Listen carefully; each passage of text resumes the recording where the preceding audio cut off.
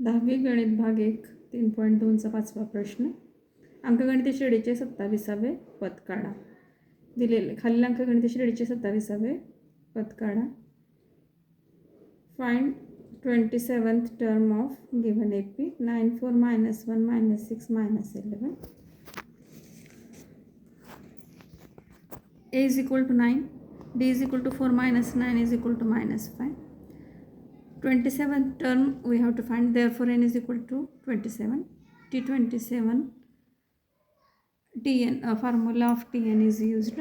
Tn is equal to A plus n minus 1 into D. Tn चा formula आपल्याला वापरायचा आहे.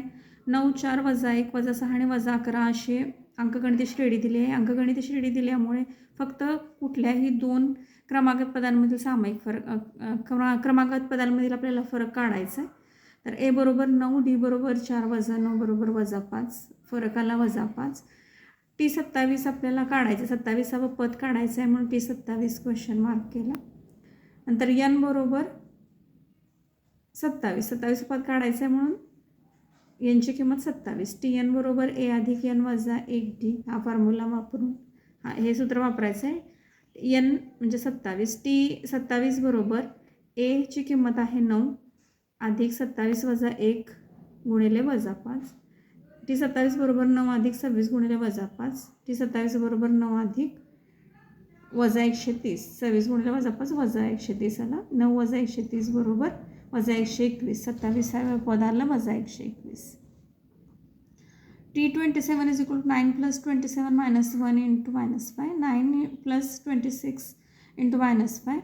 9 plus minus 130. 9 minus 130 is equal to minus 121. Therefore 27th term of given AP is minus 121. दिलेल्या अंकगणित श्रेणीचे 27वे पद वजा 121 आहे. बघा आणि पुढचा प्रश्न 6वा प्रश्न दिलेला आहे. 3 अंकी नैसर्गिक संख्या समूहात 5 ने भाग जाणाऱ्या संख्या किती?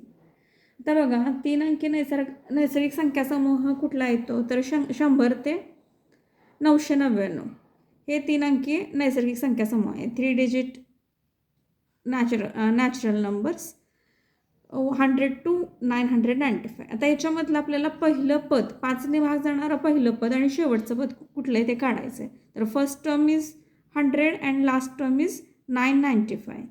therefore a is equal to 100 and Tn is equal to 995. Difference किती येणार आहे? Difference is 5 because divisible by 5. therefore d is equal to 5. how many terms are divisible by 5 in 3 digit natural numbers? So we have find it by Tn, formula of Tn. Tn is equal to a plus n minus 1d. Tn is 995 is equal to first term 100 plus n minus 1 into 5. 995 is equal to 100 plus 5n minus 5. 995 is equal to 95 plus 5n. 100 minus 5 95, 95 plus 5n. 995 minus 95 is equal to 5n. 900 is equal to 5n. n is equal to 900 divided by 5. n is equal to 180. How many terms are there? 180 natural numbers are there between 3 digit numbers, 3 digit natural numbers which are divisible by 5. बघा 5 ने भाग जाणाऱ्या 3 अंकी नैसर्गिक संख्या आहेत 180. 7वा प्रश्न एक अंकगणितीय श्रेणीचे 11वे पद 16 आणि 21वे पद 29 आहे तर त्या श्रेणीचे 41वे पद काढा. If 11th term is 16 and 21st term is 29 of AP, then find its 41st term. बघा दिलेली माहिती काय आपल्याला, गिवन इन्फॉर्मेशन काय आहे. From given information T11 is equal to 16 and T21 is equal to 29. 11वे पद 16 आहे आणि 21वे पद 29 आहे. मग 11वे पद लिहिलं आपण T11 बरोबर 16 आणि T21 इज इक्वल टू 29. आता याला TNच्या फॉर्म्युल्यामध्ये ठेवूया आपण. TN बरोबर A अधिक N वजा 1D. T11 बरोबर, आता 11 हे Nची किंमत आहे त्यामुळे A अधिक 11 वजा 1 गुणिले D. T11ची किंमत दिलेली आहे 16. T11 is 16, therefore 16 is equal to A plus 10D. This is equation 1. याला नाव द्या इक्वेशन 1.